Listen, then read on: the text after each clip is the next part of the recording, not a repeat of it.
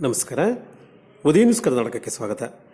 ರಾಷ್ಟ್ರೀಯ ಹೆದ್ದಾರಿ 169ರ ಗುರುಪುರದಲ್ಲಿ ನೂತನ ಸೇತುವೆಯನ್ನು ಉದ್ಘಾಟಿಸಲಾಯಿತು. ಕುಲಶೇಖರ ಮೂಡುಬಿದಿರೆ ಸೋಲಾಪುರ ರಾಷ್ಟ್ರೀಯ ಹೆದ್ದಾರಿ 169ರ ಗುರುಪುರ ಫಲ್ಗುಣಿ ನದಿ ಅಡ್ಡಲಾಗಿ ನಿರ್ಮಿಸಲಾಗಿರುವ ನೂತನ ಸೇತುವೆಯನ್ನು ಸಂಸದ ನಳಿನ್ ಕುಮಾರ್ ಕಟೀಲ್, ಜಿಲ್ಲಾ ಉಸ್ತುವಾರಿ ಸಚಿವ ಕೋಟ್ಯಾ ಶ್ರೀನಿವಾಸ ಪೂಜಾರಿ ಮತ್ತು ಮಂಗಳೂರು ಉತ್ತರ ಶಾಸಕ ಡಾಕ್ಟರ್ ಭರತ್ ವೈ ಶೆಟ್ಟಿ ಲೋಕಾರ್ಪಣೆ ಮಾಡಿದರು. ಬಳಿಕ ನಡೆದ ಸರಳ ಸಮಾರಂಭದಲ್ಲಿ ದೀಪ ಬೆಳಗಿಸಿ ಉದ್ಘಾಟಿಸಿದರು. ಈ ಸೇತುವೆಯ ನಿರ್ಮಾಣಕ್ಕೆ ಕಾರಣರಾದ ಸನ್ಮಾನ್ಯ ಸಂಸದ ಸದಸ್ಯರು ಹಾಗೂ ಜಿಲ್ಲಾ ಉಸ್ತುವಾರಿ ಸಚಿವರು, ಸನ್ಮಾನ್ಯ ವಿಧಾನಸಭಾ ಸದಸ್ಯರು, ಸೋಷಿಯಲ್ ಡಿಸ್ಟೆನ್ಸ್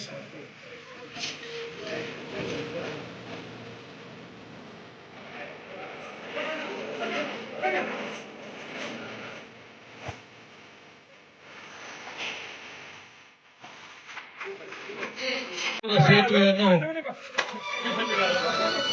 ಲೋಕಾರ್ಪಣೆ ಮಾಡಲಿಕ್ಕಿದ್ದಾರೆ. ದಯವಿಟ್ಟು ಎಲ್ಲ ಅಂಗಡಿ ತೆರಳಬೇಕಾಗಿ ವಿನಂತಿ. ಅಲ್ಲೂ ಕೂಡ ಸಾಮಾಜಿಕ ಅಂತರವನ್ನು ಕಾಯ್ದುಕೊಳ್ಳಬೇಕಂತ ವಿನಂತಿ. Please maintain social distance including the press people.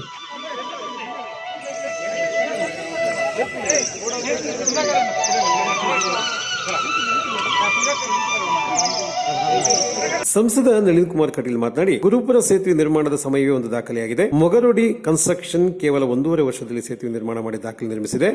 ಮುಲರಪಟ್ನ ಸೇತುವೆ ದಿಢೀರ್ ಕುಸಿತ ಕಂಡಾಗ ಹಳೆಯ ಗುರುಪುರ ಸೇತುವೆಯ ಬಗ್ಗೆ ಎಚ್ಚರಿಕೆ ವಹಿಸಿ ಹೊಸ ಸೇತುವೆ ನಿರ್ಮಿಸಲು ನಿರ್ಧರಿಸಲಾಯಿತು ಎಂದು ಹೇಳಿದರು. 2021 ಫೆಬ್ರವರಿ ಗುತ್ತಿಗೆದಾರರು ಇದನ್ನು ತಗೊಂಡಾಗಲೇ ಶಿಲಾನ್ಯಾಸ ಮಾಡಿದಾಗಲೇ ಹೇಳಿದರು, ಇದು 1 ವರ್ಷದಲ್ಲಿ, ನಾನೇ ಹೇಳಿದ್ದೆ 1 ವರ್ಷದಲ್ಲಿ ನೀವು ಮುಗಿಸಬೇಕು, ನಮ್ಮ ಜಿಲ್ಲೆಯಲ್ಲಿ ಒಂದು ರೆಕಾರ್ಡ್ ಮಾಡಬೇಕು. ಯಾಕಂದರೆ ಈ ಜಿಲ್ಲೆಯ ಗುತ್ತಿಗೆದಾರರು ಬಾಕಿ ಎಲ್ಲ ಸಂದರ್ಭಗಳಲ್ಲಿ ಬೇರೆ ಬೇರೆ ಕಡೆಯಿಂದ ಬಂದು ತೊಗೊಳ್ತಾರೆ. ಇಷ್ಟು ದೊಡ್ಡ ಕಾಂಟ್ರಾಕ್ಟ್ ನಮ್ಮ ಜಿಲ್ಲೆಯಲ್ಲಿ ಇಲ್ಲ, ನಮ್ಮ ಜಿಲ್ಲೆ ಮಾಡೋದಿಲ್ಲ ಅಂತ ಹೇಳಿದೆ. ಅವು ಗುತ್ತಿಗೆ ತೊಗೊಂಡು ಮುಗರೋಡಿ ಕನ್ಸ್ಟ್ರಕ್ಷನ್ ಅವ್ರು ತೊಗೊಂಡು ಆಗ ಅವ್ರು ಹೇಳಿದ್ರು ನಾವು 1 ವರ್ಷದ ಮುಗಿಸ್ತೇವೆ. ಭಾಳ ಮುತುವರ್ಜಿಯಿಂದ ಇದನ್ನು ಕಾಮಗಾರಿಯನ್ನು ಮುಗಿಸಿದ್ದಾರೆ. ಇವತ್ತು ಕಾರಣಾಂತರದಿಂದ ಹೇಳಿದ್ರೆ ಮಾರ್ಚಲ್ಲಿ ಉದ್ಘಾಟನೆ ಆಗ್ತಿತ್ತು. ನಾವು ಲಾಕ್ಡೌನ್ ಆದ ಕಾರಣಕ್ಕೋಸ್ಕರ ಮುಂದೆ ಹಾಕಿ ಇವತ್ತು ಅನಿವಾರ್ಯ ಮಳೆಗಳು ಮಳೆ ವಿಪರೀತ ಬರೋದರಿಂದ ಮತ್ತು ಆ ಸೇತುವೆಯ ಸಮಸ್ಯೆಗಳು ಇರೋದರಿಂದ ತಕ್ಷಣ ಇದನ್ನು ಲೋಕಾರ್ಪಣೆ ಮಾಡಿದ್ದೇವೆ.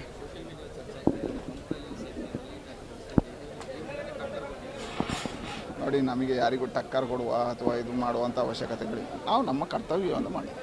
ಆಗಲೇ ಹೇಳಿದೆ, ನಮ್ಮ ಕರ್ತವ್ಯ, ನಮ್ಮ ಡ್ಯೂಟಿ ಏನಿದೆ ಅದು ಮಾಡ್ತೀವಿ. ಮತ್ತು ಯಾವುದು ಮಾಡಿದರೂ ನಾವು ಅಧಿಕಾರಿಗಳಿಂದ, ಸರ್ಕಾರದ ಕಡೆಯಿಂದ ಮತ್ತು ಇಲಾಖೆ ಕಡೆಯಿಂದ ಏನು ವ್ಯವಸ್ಥೆಗಳು ಬೇಕು ಮಾಡಬೇಕು.